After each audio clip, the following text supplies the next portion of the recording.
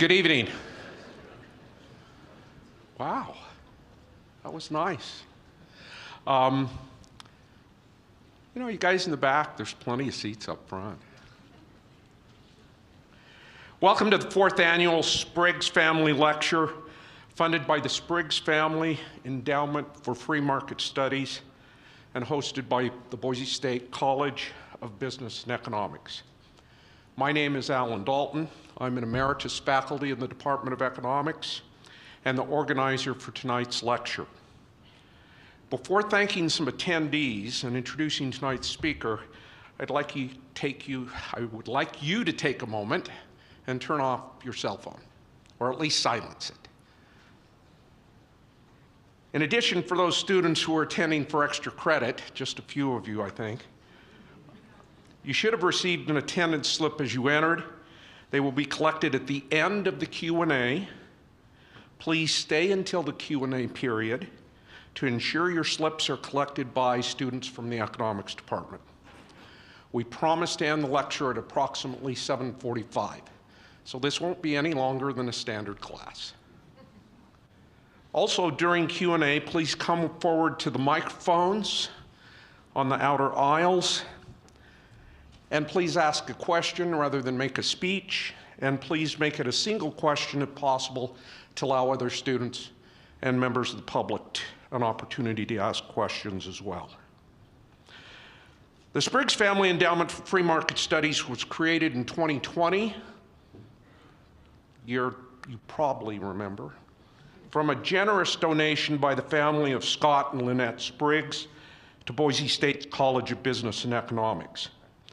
The purpose of the endowment is to fund a yearly lecture bringing a prominent researcher and teacher to Boise to discuss the nature, attributes, and outcomes of market processes. Scott and Lynette are unable to attend tonight, but you might notice that University TV is here and they're live streaming it. So Scott and Lynette can see it on their computers. You didn't know how you had that option, did you? But then you wouldn't get extra credit.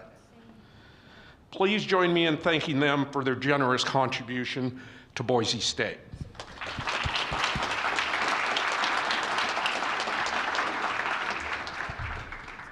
I would also like to recognize Dean Mark Bannister of the College of Business Economics. Give him a hand.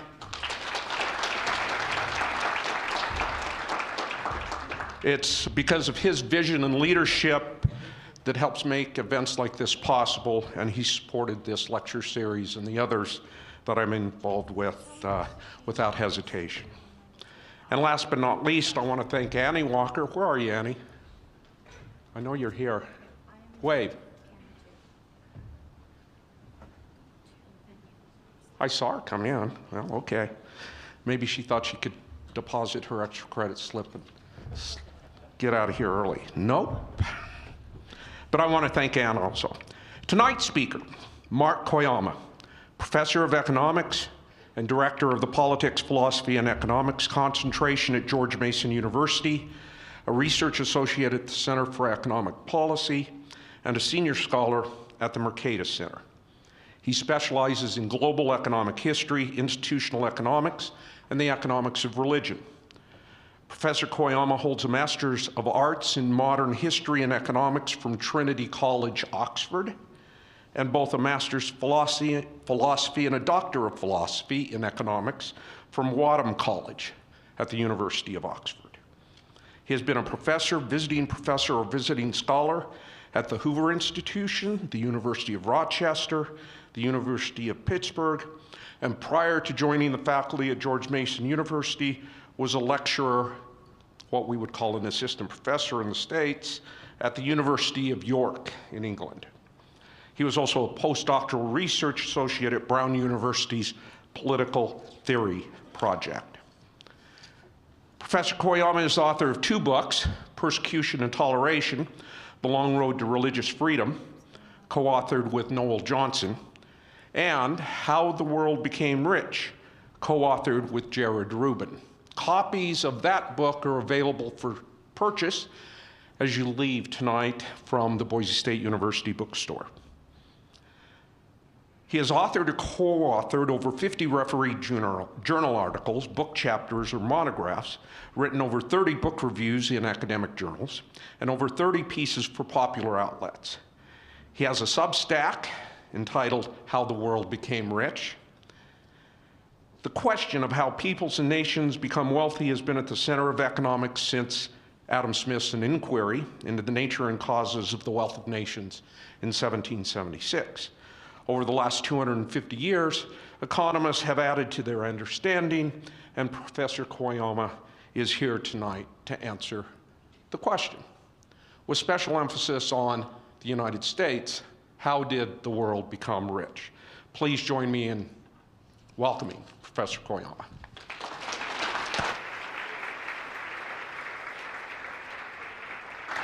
Thank you, Alan.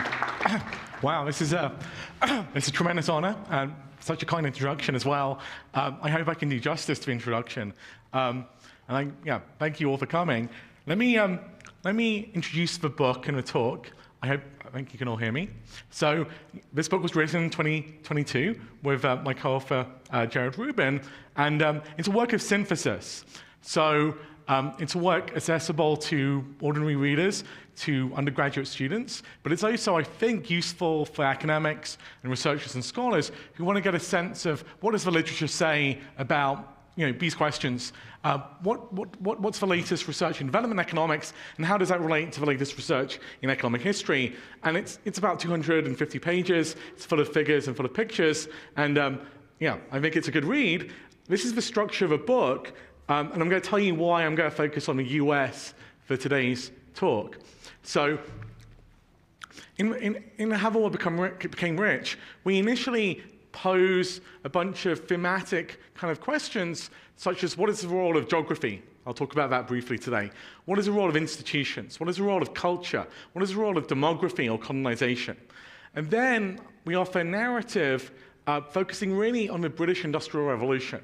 So we look at the British Industrial Revolution as this moment of economic takeoff, and we examine what made Northwestern Europe, and particularly the British Isles, special. And then we take the story to the rest of the world. How did the Industrial Revolution diffuse? How did it spread to places like North America, to places like Western Europe, later Japan? And why hasn't it spread everywhere? Like, why are there still some parts of the world which are, relatively speaking, poor?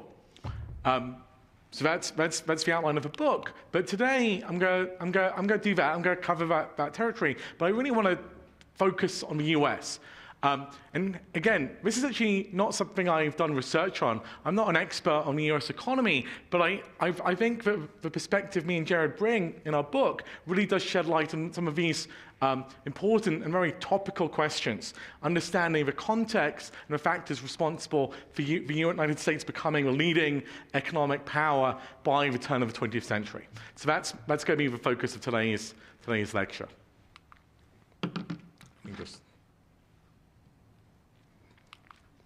So, as promised, let's think about kind of the role of geography and the role of institutions as potential factors in the origins of modern economic growth. So, at a very basic level, how does geography kind of factor in? How does it shape economic possibilities? Well, one kind of clear example was given by Jeffrey Sachs about 25 years ago, where he simply observed that many countries in sub-Saharan Africa are landlocked. And why is that a problem? What's the disadvantage of being landlocked? Well, the disadvantage is that even in the modern era, being on a coast gives you access to water. And transportation over water is the cheapest and most cost-effective way of transporting goods. And this matters if you're exporting low value to volume products like textiles. So if you think about, what countries like Bangladesh do right now, they export textiles. And that's a very effective channel towards developing your manufacturing base. Britain, during the early 19th century, was exporting textiles to the rest of the world. But you can't really export textiles if you're inland, basically. You're dependent on your neighbors for transportation and infrastructure. So being landlocked is just an economic disadvantage, which is going to play a role even in a modern era, and it would have played an even larger role historically. Another example of how geography really matters is the disease environment. So malaria is a famous example, again, emphasized by Jeffrey Sachs. Malaria is possibly the biggest killer in human history. Malaria used to be much more widespread, but it's particularly prevalent in sub-Saharan Africa. And it doesn't just kill people, it impedes people's productivity. People who suffer from malaria are less productive. It reduces the value of their physical and human capital. It may also have impeded historical state development and lowered population densities in sub-Saharan African countries. So geography, I focus on Africa here. You could talk about why Europe has some favorable geography. Geography plays this kind of background condition in determining economic possibilities. A final example from Africa is the tsetse fly. So the tsetse fly causes sleeping sickness, but more importantly than that, it kills livestock. So if you want to have cattle in sub-Saharan Africa, that's not a good idea if you live in that part of the continent which is affected by the tsetse fly. So Marcel Alsan wrote a fantastic paper about 10 years ago showing the positive correlation between these parts of Africa and historic weakness of states, indigenous slavery, and other conditions like that. Perhaps the most famous geographical argument was that given by Jared Diamond, where he emphasized the verticality or horizontal orientation of Eurasia in comparison to the Americas and sub-Saharan Africa as a factor that shaped the diffusion of technology across the continent. So put briefly, you want to diffuse agricultural technology, it's easier if the climatic zones are similar.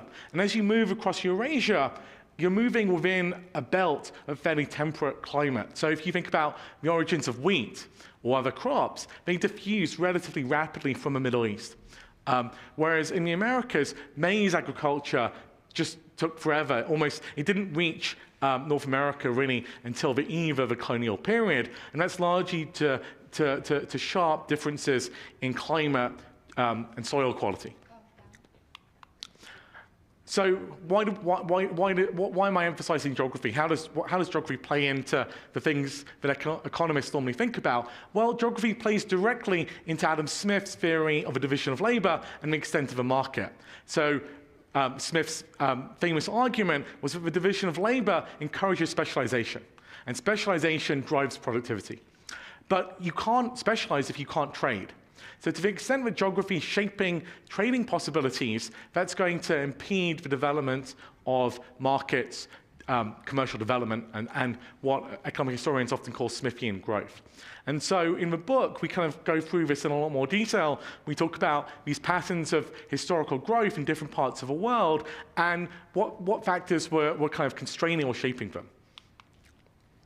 One of the most important things we focus on are institutions. So geography can't really explain the timing of economic growth. So you have favorable trade geography. That's going to be good for you 2,000 years ago. It's going to be good for you 1,000 years ago. It's going to be good for you today, potentially. But it can't explain a change. Why did the Industrial Revolution take place when it did? Nor can it explain a reversal in fortunes. So why one part of the world, like say the Middle East, was richer than another part of the world, say Europe, 1,000 years ago, and they switched places. So we can't explain that easily with geography on its own. We've got to think about other factors, and one of the other factors we emphasize are institutions. So what do we mean by institutions? Well, I like to think about institutions in the sense emphasized by Douglas North, the Nobel Prize-winning economic historian, and he said that institutions are the deep rules of the game underlying human societies. And so the analogy he gave was to sports, but basically in sports, different sports have different rules, and those rules induce different behaviors. So the optimal behavior in soccer is different to the optimal behavior in American football or rugby or other field sports. And so if you think about institutions in this way, you think about these being the deep determinants of economic behavior. So if you think, well, people don't invest in one country and they do invest in another country, the North, that's responsive to the rules faced by individuals, the incentive structures, the rules of the game, i.e. the institutions. And so in particular, economists have emphasized the types of institutional arrangements that actually Adam Smith thought were important. So secure and flexible property rights, free entry, so you have competitive markets, the ability to form business organizations. So a legal structure which supports entrepreneurship in a stable and predictable fashion. The ability for workers to move, to quit their job, and to go and do something else. So that rules out coercive labor institutions like slavery or serfdom, which impede the ability of workers to do so. And economists, and I'm thinking in particular now of the work of Darren Acemoglu and James Robinson, Simon Johnson, recent Nobel Prize winners in economics. The economists think that political institutions are crucial to the maintenance of these free economic institutions. So things like political rights, constraints on the power of the executive, rule of law, democracy, free media, an independent legal system. Those are going to be crucial underpinnings of these economic institutions, which we think are important for prosperity. And so, at a very kind of anecdotal, casual level, this seems to hold up. And it also holds up when we look at the data. So these are just, on the left, you just see, like which countries are said to have higher rule of law in 2017. And you can see on the right, a positive correlation between rule of law and per capita income. Now, this evidence is not conclusive, it's just suggestive, because we don't know if there's some other factors which also affect the ability of societies to have, say, rule of law and their per capita GDP to be rich. And so this is just a correlation. It doesn't provide causal evidence for the importance of these institutions, but it's suggestive. And then what does provide causal evidence? Well, people often think this is the most compelling example. So many of you, if you've taken econ classes or if you've taught economics, I think we all like to show our students this picture. So this is a measure of nightlights in North and South Korea. And the idea is that this shows something about the underlying importance of institutions, because North Korea and South Korea were culturally, in terms of their kind of the ethnicity of the people, in terms of their level of economic development, pretty much identical in 1945. If anything, North Korea was more industrialized than South Korea on the eve of the Korean War. But today, North Korea is impoverished, South Korea is prosperous. So this is seen as this is evidence that institutions, in some sense, must be one of the important factors determining economic development. But we don't always have natural experiments as clean as North and South Korea. So that just gives you a flavor of the type of stuff we discuss in the book. Now let me get to kind of the meat of the talk, which is going to be firstly the British Industrial Revolution, and then the diffusion of economic growth to the US and the rise of America in the 19th century. So the British Industrial Revolution. So how should we think about the British Industrial Revolution? Well, it's not the first episode of economic growth in history, unlike what you're sometimes told. There were other episodes, what Jack Goldstein calls growth effervescences. So there are periods, spurts of prosperity, episodes of Smithian growth along the lines I've discussed, where specialization and the division of labor drove prosperity. So think about Athens during the age of Socrates and Pericles. Think about Rome at its height. Think about China during the Sung dynasty, perhaps, or the height of the kind of Abbasid Caliphate in Iraq. These are episodes of prosperity, but none of them lead to something like modern economic growth. None of them bring the majority of people out of poverty. All of them are temporary. All of them come to an end. So these episodes of growth are counterbalanced by episodes where the economy shrinks. So the Italian city-states in the 16th century, 15th century are doing very well, but basically they attract, their prosperity attracts predators. So the French and the Spanish invade Italy and attack them, and Florence and Venice decline. So there's something different about the Industrial Revolution. The economic growth unleashed by the Industrial Revolution has lasted until today. It's continued. We're much more prosperous now than we were then, and it's spread to many, many parts of the world, as we argue in the book, actually most of the world. So what happened during the Industrial Revolution? It's often seen as a period of very rapid growth. Modern research says actually growth was quite slow. It was gradual. What made the difference was that it was cumulative, that the innovations kept coming. They didn't kind of peter out. So by modern standards, 1% a year or less is nothing special. China was growing at almost 10% a year during the 1990s and early 2000s. But this 1% a year was historically unprecedented. It was sustained. So there are a lot of innovations associated with the British Industrial Revolution, particularly in cotton textiles, and then particularly in the steam engine. So the spinning jenny and other kind of mechanical devices revolutionized the textiles industry. And then once you have this initial breakthrough in a few small industries, there's a general spreading out into the rest of the economy. So on the left, you could see some examples of Arkwright's water frame and the spinning jenny. So I could talk forever about the spinning jenny, but I won't bore you in the interest of time. This is basically, think about a spinning wheel. When I teach this, I give students illustrations of spinning wheels. So a spinning wheel is one spindle. It was one person, normally a woman, normally working at home, spinning a single wheel and basically using that to spin a single thread.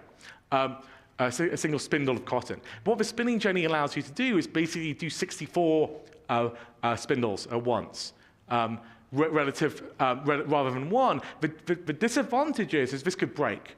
This is an expensive piece of capital machinery, and it could break. You need people who can fix it, and it's too expensive for many workers to afford to buy themselves. So this is bought by the entrepreneur. This is in a factory.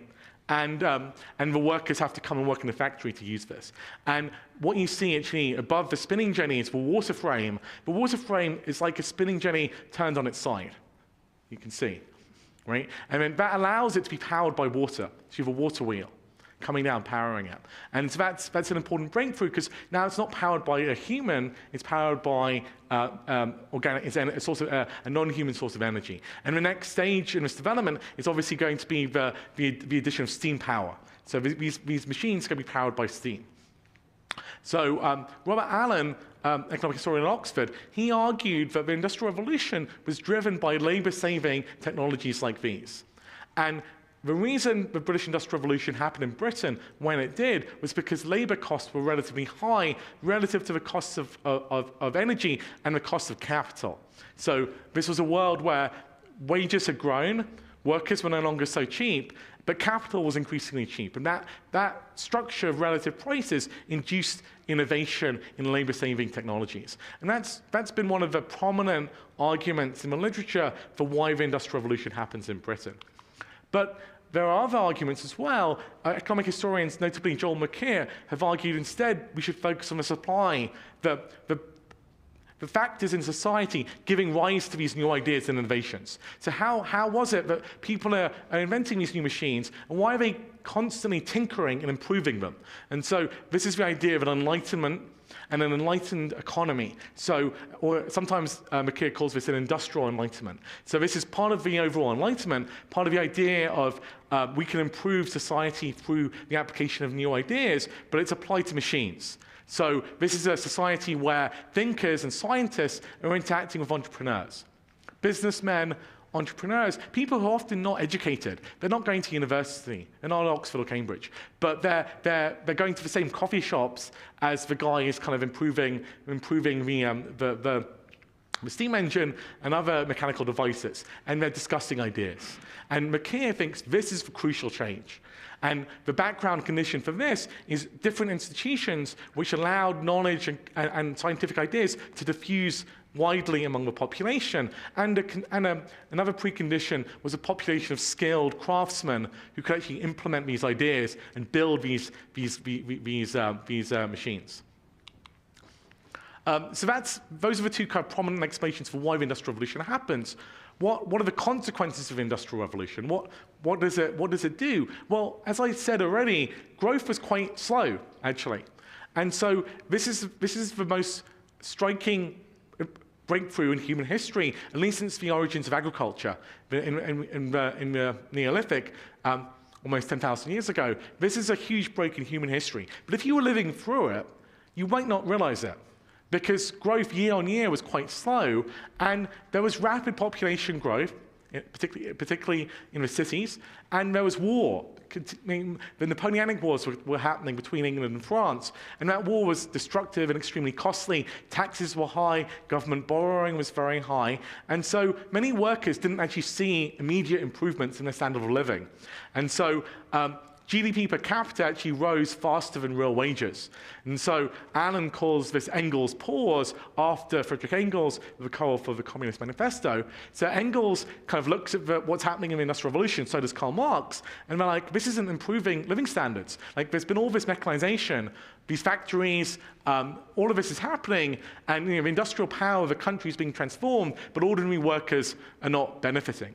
The irony of this, the historical irony, is precisely at the moment they're writing this, is when you do see a decisive increase in real wages amongst workers. And so that's really why, though Marx and Engels thought the communist revolution was going to happen in England, because England was the most advanced industrial economy. England had the largest proletariat.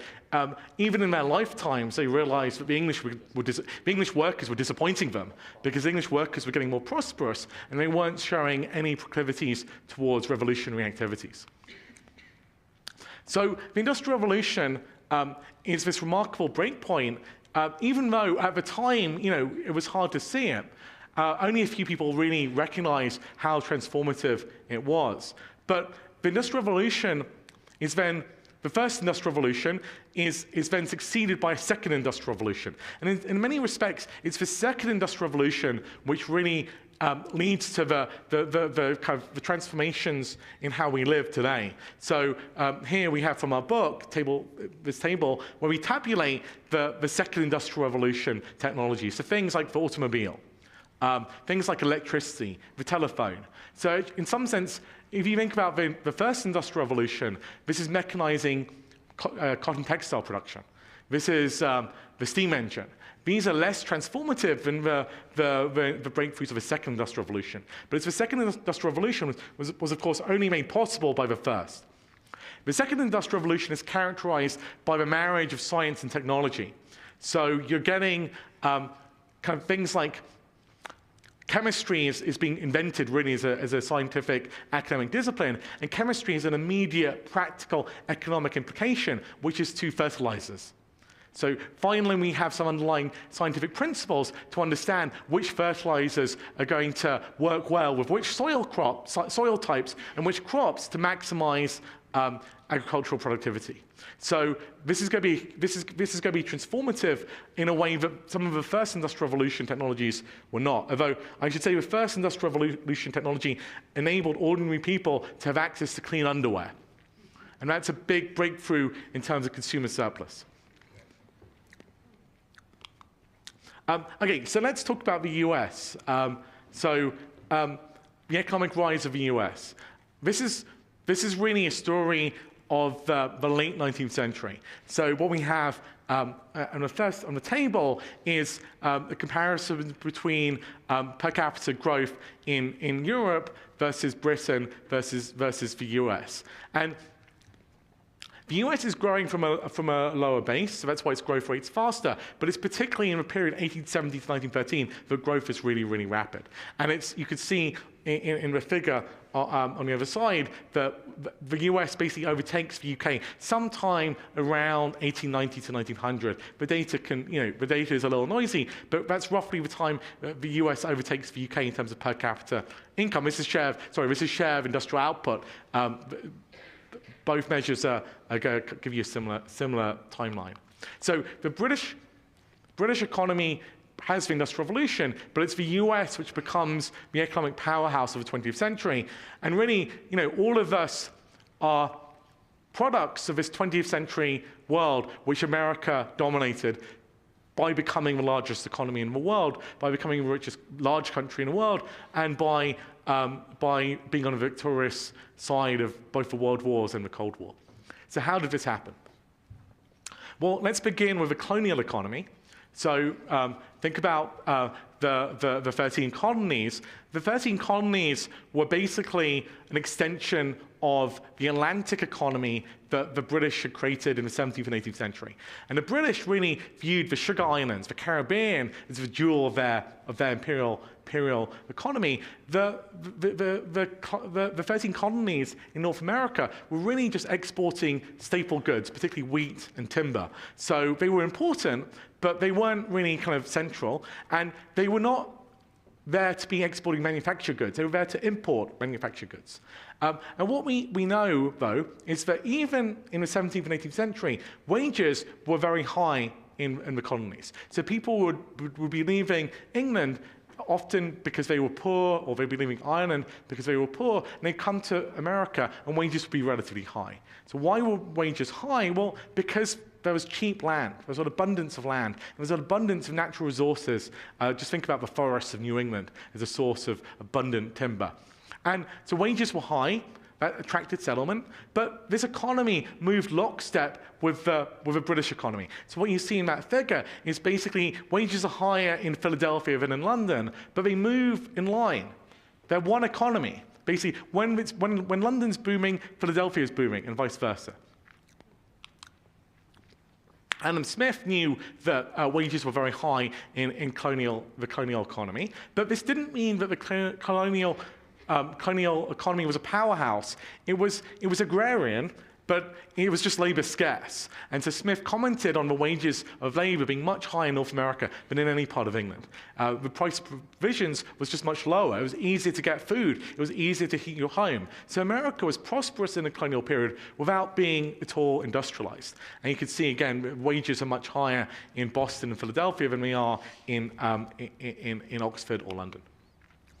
So from the colonial period, we're going to think about what are the deep roots of the rise of the American economy, thinking back to some of the factors I mentioned when I opened the lecture, so things like institutions, things like culture, which I actually didn't mention, but things like geography, human capital, and technology.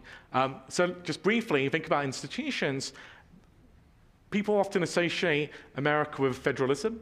So Barry Weingast has this concept of market-preserving federalism. So in the United States, both in the colonial period and certainly after independence, you have a federalist system, but one where the individual states can't impose trade barriers between each other. They can't put tariffs on each other. So the market, the unified market, is preserved across the states. Nonetheless, in private property rights are respected throughout American history. Nonetheless, this is not a perfect or, from an economist's point of view, a perfect society. There's slavery, there are tariffs, there's monetary instability. So in many respects, there's a lot of conflict and a lot of problems. But the basic institutional setup seems to have been favorable to economic growth. Other factors also mattered. Early on, there's high literacy in North America, and the schooling system, as it emerges in the 19th century, is phenomenal. Cultural factors probably mattered. So that's also linked with human capital. Protestantism is also often associated with literacy. And as I'll emphasize as we go on, there's an abundance of natural resources, both land and things like timber and later coal, oil, and gas. So what happens in the United States in the 19th century? So at first, we're talking about the spread of the British Industrial Revolution. So as I discussed, the Industrial Revolution takes place in Britain. So now we're thinking about why does it diffuse to the United States fast, like rapidly? So we'll talk about that. And it diffuses to basically, within about 30 years, you're getting cotton textiles setting up in places like Massachusetts, and early kind of cotton mills across New England. Like this is an example of in Massachusetts. It also diffuses to Belgium, where there's coal, and also to Germany, particularly the Ruhr Valley. But it's slower to diffuse to Southern Europe. It's slow, and it doesn't diffuse, of course, to many other parts of the world. So what's special about America? Well, first of all, look at the cotton textiles. So this is just the spreading of cotton spinning across the US. You can see it's concentrated initially in New England, and it spreads a little bit to the south by 1840, but really it's the north and the northeast, which is where the first industrial revolution technologies are concentrated. And in this period, the US is not at the technological frontier. So there are some innovations in America. Of course, Eli Whitney is famous for many. But in general, these technologies are being imported from Britain and adapted to an American setting. But growth is super rapid because, as I said, natural resources are very abundant. So water is a main source of power in this period. And there are a lot of very kind of fast-moving rivers which can power this. So that's So we'll talk about this in the context of the Allen and McKeer arguments I introduced earlier. McKeer, to go first, McKeer emphasized the Enlightenment and culture, basically, as key factors in industrialization. Well, from that perspective, it makes sense that Britain and America move together, and the US can import these technologies easily, because the founding kind of generation saw themselves basically as British people, culturally. And so many of these ideas were diffused across the colonies prior to independence. And so even though the British tried to prevent their technologies from being exported, they make it illegal for engineers to leave Britain for a while. They attempt to restrict the technologies. It's going to fail, and it's America where many of these ideas are picked up first. So you see already by the late 18th century, people like this guy John Fitch kind of pioneering things like steamships. So America is part of this enlightened kind of culture of Northwest Europe, which emphasizes the idea that science can be harnessed to improve the economy. Science can be used to make money. But it also matters that the pattern of factor prices, so factor prices are the prices of things like capital and labor, those are also conducive to the development of labor-saving technologies. So the US has expensive labor, and it has abundant natural resources. So that also is going into the development of a lot of these innovations, things like the cotton gin or the automatic flour mill, attempts to economize on labor. Now, there's a little bit of a puzzle in economic history about how come American technology was so capital and machine intensive even early on. It seems like a puzzle because capital was cheaper in Britain than it was in America. Britain had the City of London, the most developed financial markets in the world, but it's actually in America that you get, even early in the 19th century, very capital intensive technologies, and economic historians puzzled over this for some time. And what they realized is what American manufacturing really wanted to economize on was unskilled labor. And it was really willing to use natural resources very abundantly. So that, so they're trying to economize on skilled labor. So that particular configuration of factor prices induced very capital-intensive methods in American manufacturing early on. And so there's something I'll talk about a little bit later, which is the American system of manufacturing. So by the mid-19th century, in certain sectors of manufacturing, America is a leader because it's capital-intensive and because they emphasize machines over labor. And so an early example of this is basically the gun producers. So the Colt, basically the Colt revolver, is a real example of the American kind of lead in manufacturing, which was established by the mid-19th century. And so I'm dividing the 19th century into two periods. In the first period, up to about 1850, America is a technological follower. So it's technologically not quite at the frontier. It's importing many technologies and then tailoring them for the US setting. But growth is really fast. Like both total GDP really grows really fast, and per capita GDP. Particularly, if you look at those tables carefully, total GDP in particular. So why is that? Well, population growth is incredibly rapid in this period, as you'll be aware, driven by both natural increase and by large-scale immigration from Europe.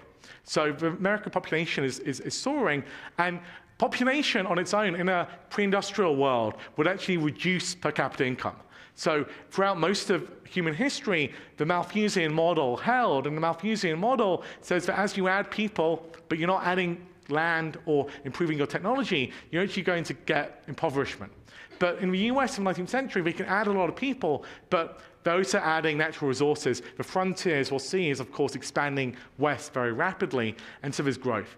But per capita income is also, eventually, per capita income would have slowed, because eventually you're going to run out of extra land, you're going to run out of raw materials, and so without innovation, this increase in per capita income would have slowed.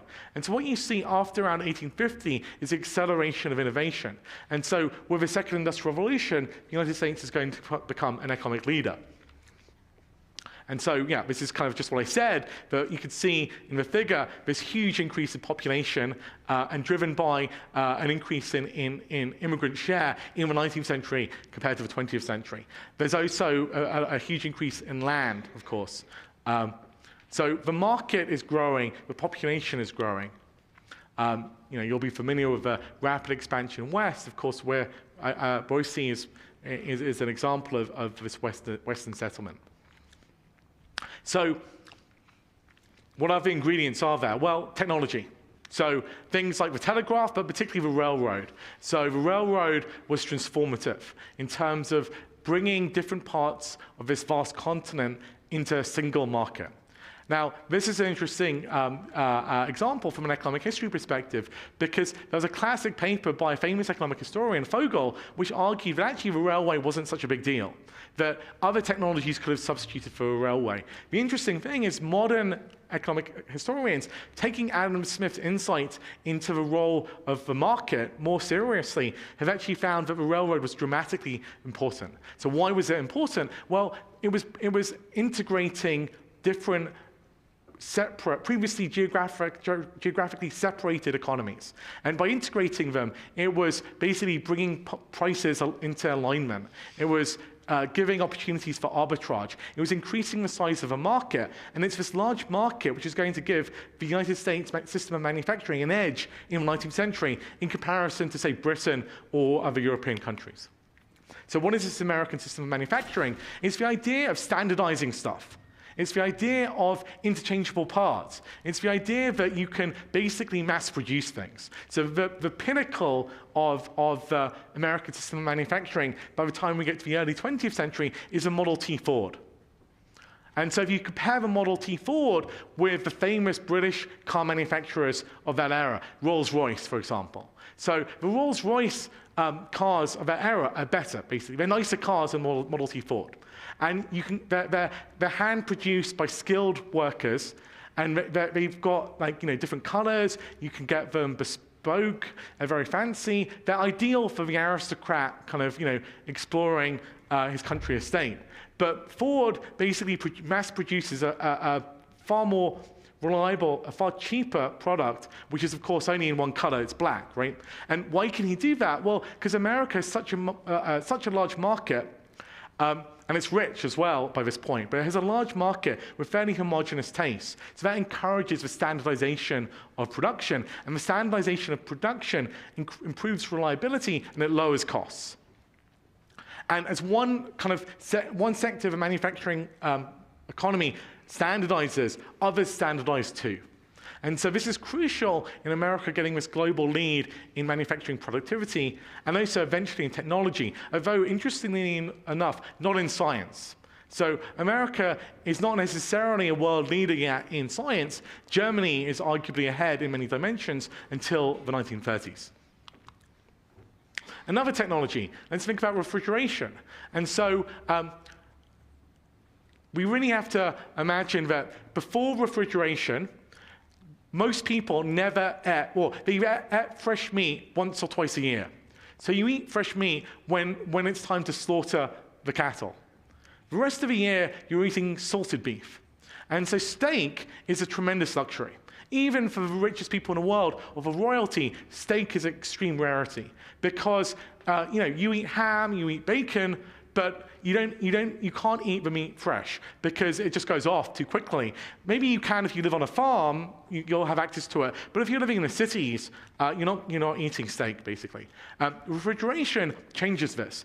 So refrigeration basically allows the consumption of fresh meat to be possible year-round. And again, it's a feedback mechanism. Once this technology comes online, then you can actually specialize in commercial farming, and you could raise far larger numbers of cattle than you could previously. So the American West basically becomes settled by cowboys. Argentina becomes the center for meat industry, and that meat is exported to Europe and to the Americas. And so Chicago is basically built largely on a meatpacking industry. So Chicago in 1830 only has 333 people, but by the 1850s it's the fastest growing city in America. center for lumber, salting meat, but then particularly after the 1870s, it's there as a center for slaughtering cattle and then exporting the refrigerated meat to the rest of the country. And of course, Chicago is famous as a city of immigrants. So Chicago is populated by Irish, Poles, other immigrants who are settling and migrating because of the opportunities in the mid-19th century, leaving Eastern and Central Europe often. So another background condition for the rise of America and the rise of these industries is trade. There's American agriculture is now being exported to Europe after 1860, 1870. So the steamship allows this. So the steamship allows wheat to basically, it's called the grain invasion. And the Europeans often react with tariffs, but it's a crucial precondition for this. So global trade is expanding, technology is lowering trading costs, and markets are being opened up. I don't have time to go through all of the details, but you can see in some of these figures, basically a collapse in the freight rate. So the price of crossing the Atlantic is falling dramatically in the 19th century. And so previously, countries had basically had natural tariffs because it was so costly to move goods, like from America to Britain. But with the steamship, these costs are collapsing, and these markets are becoming integrated. And you can see, this is just like trade balances there. I won't go into details there because I think I want to leave plenty of time for the Q&A. But I do want to tackle one aspect of the rise of the American economy, which I think is of particular kind of topical interest for today, which is that. So I've argued, and I will defend the proposition that the American economy in the 19th century is partly able to grow as rapidly as it does because it's integrated into a global economy which is opening up. Nonetheless, as is well known, this is an era of high tariffs in the United States. So people have said, this is the era where American growth is so fast, America becomes such a powerful economy, yet they have tariffs. Surely this isn't a coincidence, right? Surely these tariffs were crucial to American industrializing. But as economists, we know that correlation is often, or not always, causation. So it's worth thinking about what the tariff did, what role it played in the American economy, and what was it decisive? What is it a contributing factor to America's rise that I've discussed? And I'm going to argue that it's not one of the fundamental causes of American growth. So, there's a lot of detail I'm skipping over here. Specialists can correct me, but the tariff is really a solution to a domestic political problem. The South doesn't want the tariff, nor does the West, but the North wants it because the North, particularly in the early 19th century, they're going to be decimated by British manufacturing goods and British textiles. And so the tariff in the early decades of the Republic does protect the northern manufacturing sector. So there's an infant industry argument for why the North wants a tariff. There's also a political economy argument for why the West and the South don't want it. So it's a response to a domestic kind of political economy squabble, which the North ends up mostly winning.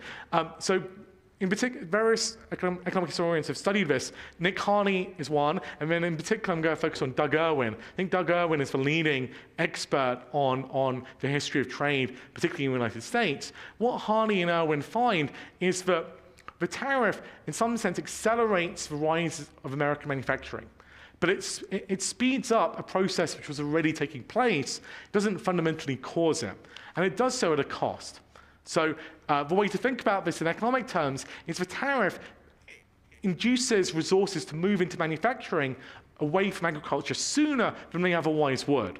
And so from an economist's perspective, this is actually inefficient, but it does lead to manufacturing getting kind of bigger earlier than would otherwise be the case. This is a great illustration, by the way, of from the late 19th century, of a rich businessman in their top hats, desperately seeking assistance from a nation. And they're doing so because of an infinite industry, they're infinite industries. And so you need help, these rich industrialists. But does this fundamentally explain the rise of the US? Economic historians genuinely say no, basically. Why? Why not? Well, because what was driving the growth of the American economy was overall productivity growth, driven by things like capital accumulation, by natural resources, and above all else, by innovation. And so if you've taken the econ class, you may have come across the concept of total factor productivity. So total factor productivity is basically how efficiently does the economy use all of its inputs. And when we measure total factor productivity, we find that it's rising faster in non-tradable sectors, things like the transportation sector, so the railway, for example. That's why TFP growth is really fast, or in services or in communications, where you have the telegraph and later the telephone. It's not necessarily rising fast in agricultural manufacturing, which are the tradable sectors. At the same time, the tariff is, of course, costly because it raises prices for consumers. So consumers are paying for the tariff by higher prices for inputs. And it could also have impeded efficiency to the extent that it was protecting inefficient firms from global competition. And so it's hard, perhaps, to see the table, but basically those tables are from Doug Irwin's work, and they're supporting the claim I'm making that it wasn't the protected industries which were experiencing particularly rapid total factor productivity growth. It was more like the growth was coming from other factors, and it was common to both the tradable sector and the non-tradable sector. And so if you imagine an American economy without the tariff, it would have industrialized slightly slower, but it would have also had like lower prices for consumers, and it would have ended up in roughly the same place eventually. So Irwin does a specific study of the tin plate industry, and he shows that basically the tariff leads to a growth in the tin plate industry about 10 years earlier than it otherwise would have taken over from Britain. So it wasn't a decisive factor in the rise of American economic growth. Now let me move towards a conclusion. I've got a lot of extra slides to help deal with any questions or Q&A, but I want to wrap up kind of the story of the United States just briefly. And that is to say that, as is often the case with economic growth, there were costs, there were losers, and there was discontent. It's just that in the long run, the benefits massively outweighed those costs. So, there were industrial accidents, there were workers who were exploited or treated badly, and there was discontent. So these are illustrations from the Chicago Haymarket riot from the 1880s, which was a notorious kind of example of the suppression of workers who were trying to unionize, and ended up with some anarchists being executed. So growth was never painless. There was always some workers or some people who were made worse off. But the net results, when we measure them over decades, were totally transformative. And so if you think about the United States by the end of this process, so think about the 1940s, let's think about the second industrial revolution technologies as maturing in the 40s and 50s. Compare the living standards achieved in American cities by the 40s or 50s with what was kind of common in the 1870s. Right? In the 1870s, there's no running water in most homes. There's no electricity. There are no automobiles. People are living, in many respects, not that differently than their pre-industrial ancestors. But by 1950, we basically have drive-ins, and we have modern kitchens. And so that's an amazing economic transformation, and it took place really in one person's lifetime. So someone born in 1870 could still be alive in 1950, and they would have seen that transformation. So I didn't have a concluding slide, but I want to emphasize the growth of the United States in the 19th century was initially the product of a diffusion of the first industrial revolution from Britain, and then it was driven by the technological innovations of the second industrial revolution. And I perhaps should have emphasized that those innovations were partly American, but they were also European as well. So there were scientists and inventors across the Atlantic rather, who were playing an important role in this. The German economy is, of course, central to a lot of these developments, but the second industrial revolution technologies then enable the rate of innovation to increase. And the rate of innovation increasing in the US context, in a context of a vast continent where the population is rising, but there's still a lot of land per person. In that context, it enables the development of a modern manufacturing sector, which then powers the American economy through the 19th and 20th centuries. Although I should also add that There's nothing special about manufacturing in that sense. That happens to be the engine of growth for the US at this point in time. But services are also becoming increasingly important. You get the rise of larger firms, the so-called M-form firm, the corporation, insurance, advertising, all of these new industries are coming online. And that's really that's really the story of growth. And other factors which people sometimes emphasize, I've talked about the tariff today, they're kind of marginal to that story. The story is really one of innovation and factor accumulation. So let me finish there and leave plenty of time for the Q&A. And I'm happy to take questions, not just on the US, but basically on any aspect of economic growth, any period of history, anything at all, I'll be very happy to talk about.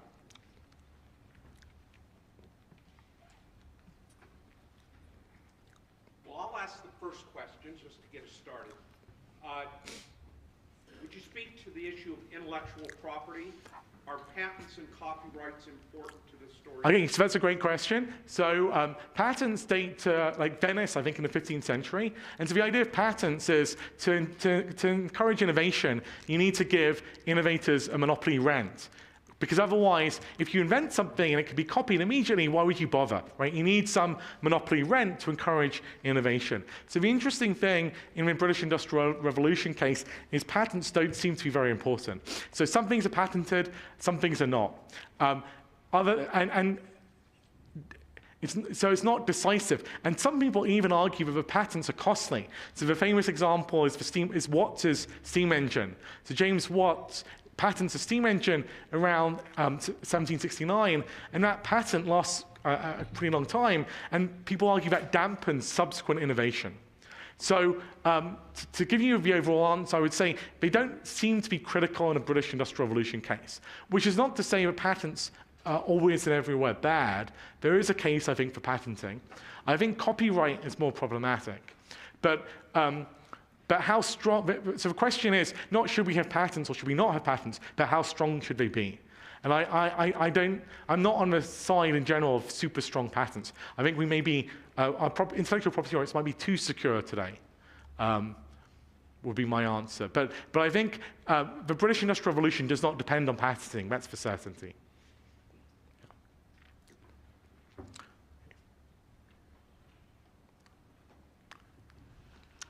Hi. I'd like to hear your thoughts about whether or not the slowdown in productivity growth that we've seen in the last couple of decades in the United States is likely to continue, and what you think about Robert Gordon's ideas about that productivity, well, when you were talking about the impactful innovations of the Industrial Revolutions, we can't help think about his argument that those innovations had so much more of an impact on our productivity, and his forecast that productivity growth and therefore economic growth are going to be slower in the future. Yeah, so I was exactly challenging Robert Gordon. So Robert Gordon wrote a book basically saying, we can't expect to have rapid growth because, as rapid growth as we had previously, because of the technologies we've had since 1970, not as transformative as those we had in 1870 to 1950. And I think that, there were important innovations post-1970, but there's no rule saying that every set of innovations is equally impactful. So it certainly could be the case that electrification has a bigger bang for its buck than the internet, let's say. But I am very much not a pessimist. I may have been persuaded by Gordon's argument 10 years ago when he was making it.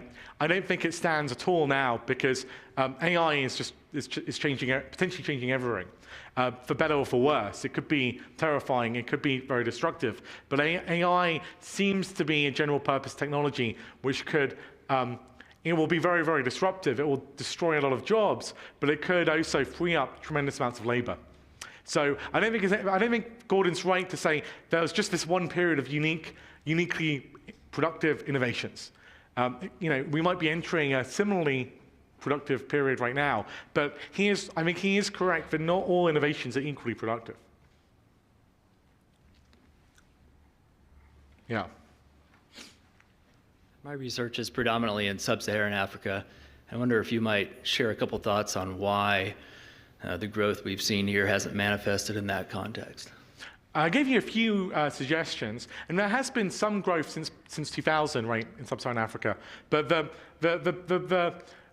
kind of a story we tell in our book is that post-independence, certain economists were quite optimistic about sub-Saharan Africa. So there's a famous example of Paul Rosenstein-Rodin, and he gave a bunch of growth forecasts around 1960, and he basically forecast faster growth in places like Nigeria or Tanzania than he thought would take place in, say, China or Taiwan or South Korea. And obviously that prediction ended up being wrong. I think the main problem in sub-Saharan Africa has been political.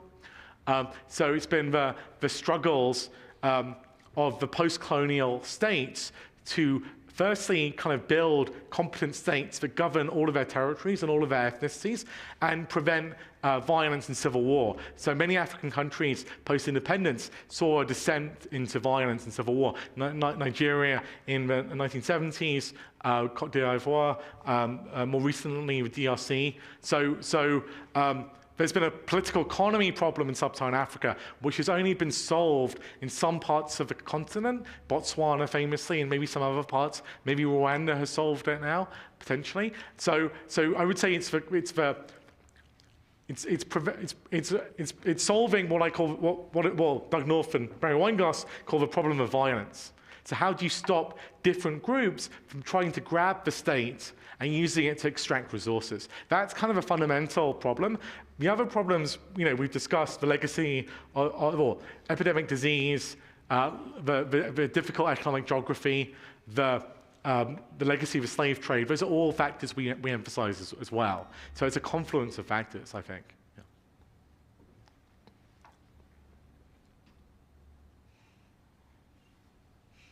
No other questions?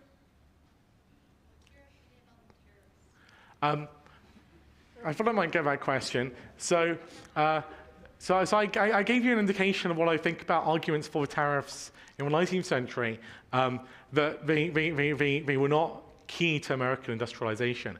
So as economists, there are some arguments you could give for using tariffs. So there's an industry argument, there's protecting manufacturing jobs, there's a revenue-raising argument.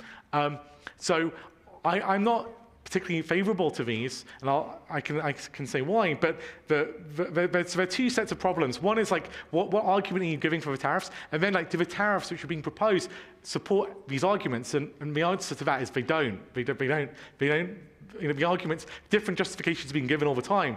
But if we think about just generally why economists not so keen on tariffs, it goes back to Adam Smith. And it's not as simple as just comparative advantage. It goes back to the idea that trade generates a bigger division of labor and gives opportunities for specialization. And so if you think about the American car industry, which is incredibly productive. So the American car industry is one of the largest in the world, but it's a globally integrated sector, manufacturing sector, which is really a North American car industry. It's not just based in America. It's based in Mexico. It's based in Canada, and inputs to the cars cross borders many times, and those benefits will be lost if these tariffs remain, and you'll have to relocate the entirety of the car manufacturing in the US. That will increase costs, reduce some of these potential opportunities for specialization, and so.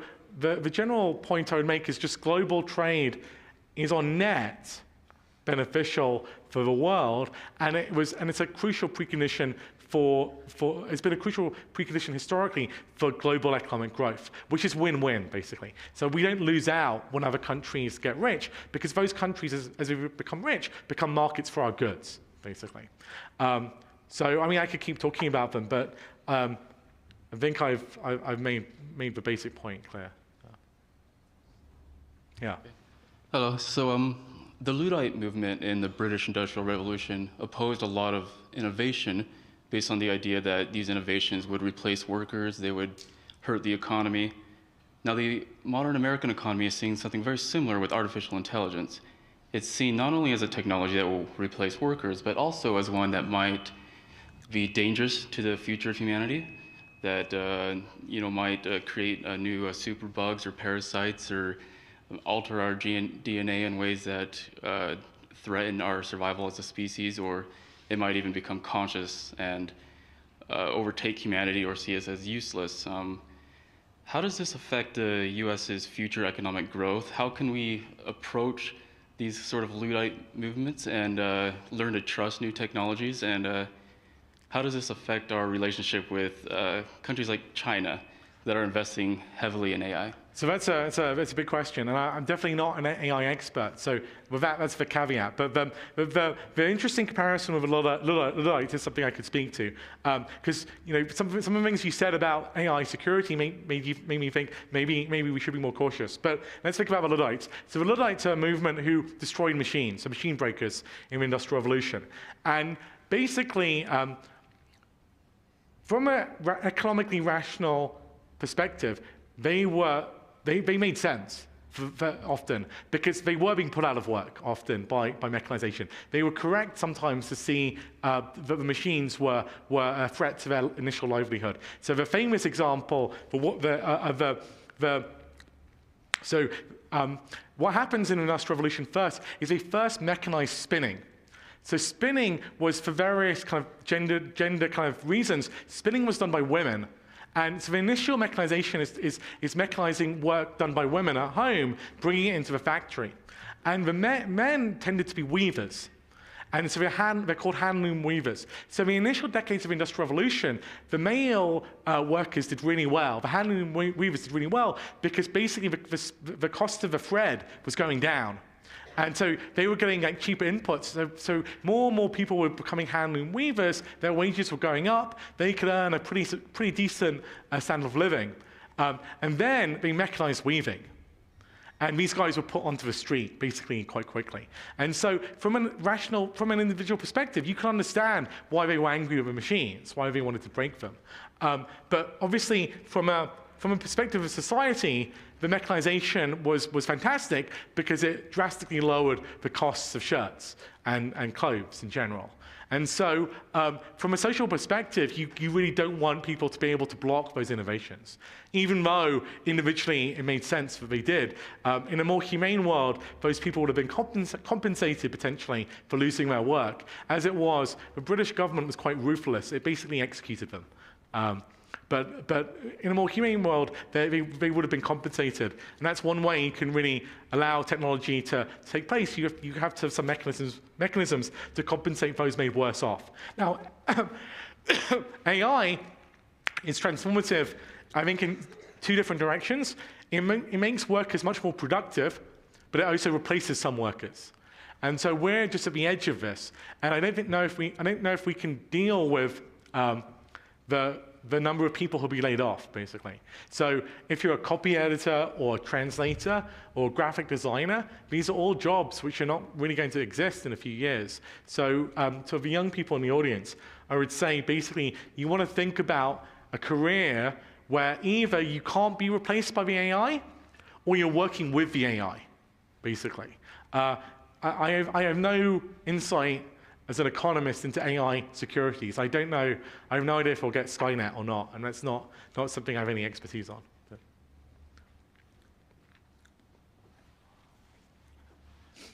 I have a question on the trade deficit. Do you think that if the trade deficit for like the United States disappears, do you think, will inflation go to zero? Or how do you think if the trade deficit goes away, how do you think that will affect the U.S. economy in the short term and the long term? So there are several aspects to that. One is there's no clear relationship between the trade deficit and inflation. So in some sense, inflation is set by the central bank, largely determined by the monetary policy authorities. And so you could have, countries have trade surpluses, they have inflation. Countries have trade deficits, they have inflation. So those two things don't necessarily connect. There might be some linkages through some channels, but those channels are not the major channel. The major channel for inflation is monetary policy. And then, so there are several steps in the argument. Firstly, it's not clear whether or not tariffs close the trade deficit depends on several factors. It's actually complicated. It depends on basically how consumers respond to these prices. So, how much do they buy less of these imports? If they buy a lot of the imports, we just suck with higher prices, then you still get a trade deficit, basically. So it has to be at least the hike in prices deters us from buying overseas products that can move the trade deficit towards being in balance. But in some sense, there are, most economists are not that concerned about a trade deficit, is what I would say. And America has had trade surpluses previously, and these two things don't. Germany has a trade surplus, but Germany has many similar macroeconomic problems that the US has. So I don't see that as solving all of the problems. The problem I would be more worried about is the fiscal deficit. That for me is a bigger problem because which might be linked on some margins, but that's the central issue. The fact that Social Security is very, very expensive, and as the population ages, it'll get more expensive, and there's not really a political willingness to raise taxes to pay for Social Security. Yeah. Can you address any thoughts you have on the impact of NAFTA at the end of the 1980s and 1990s? Yeah.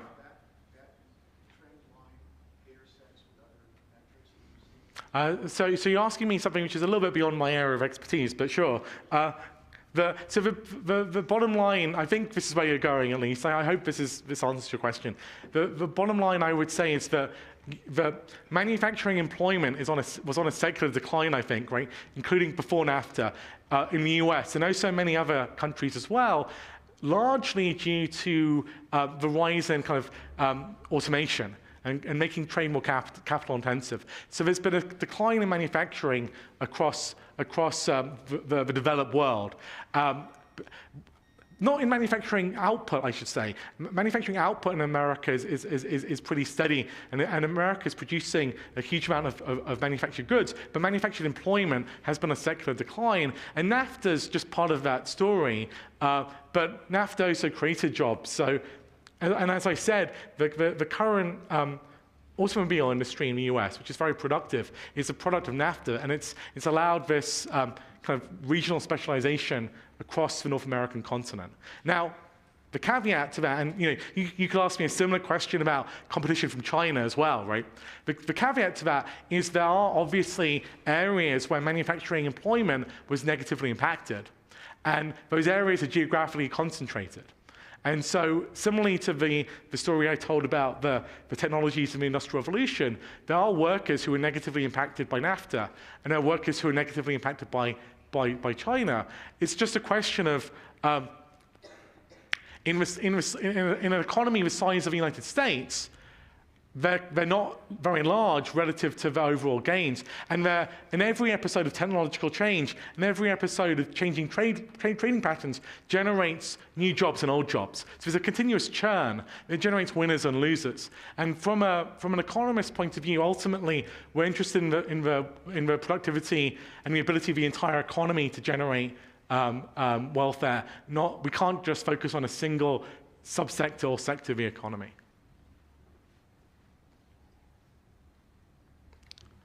Yeah.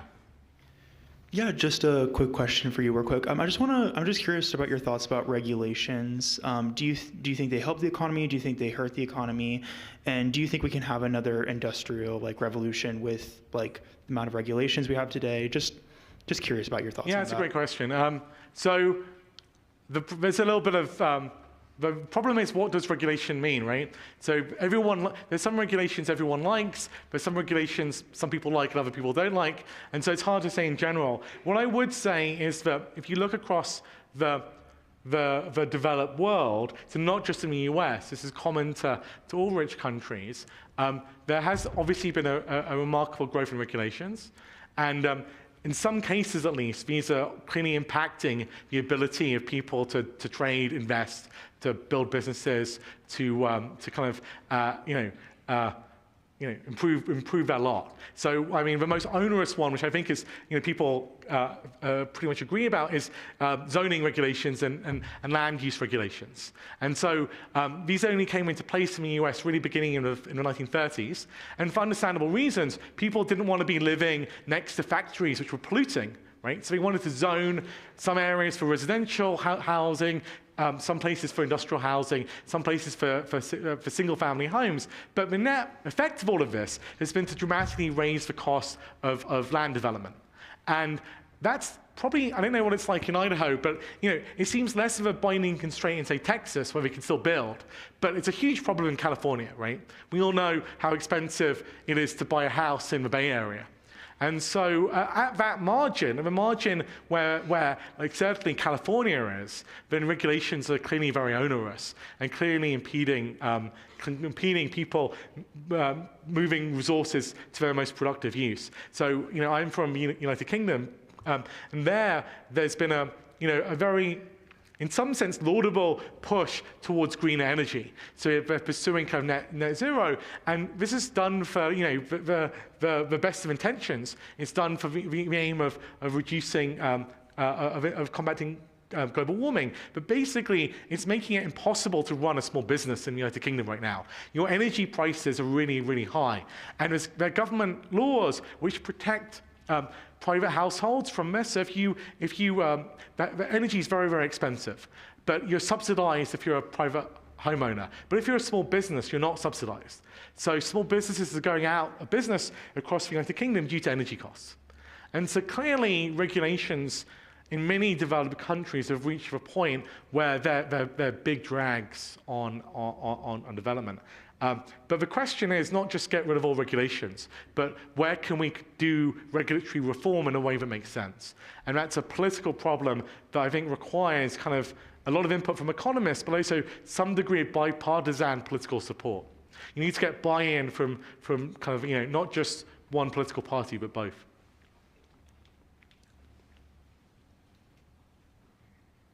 Well, it's 7:49. I promise not to keep too much later. Let's give Mark a round of applause.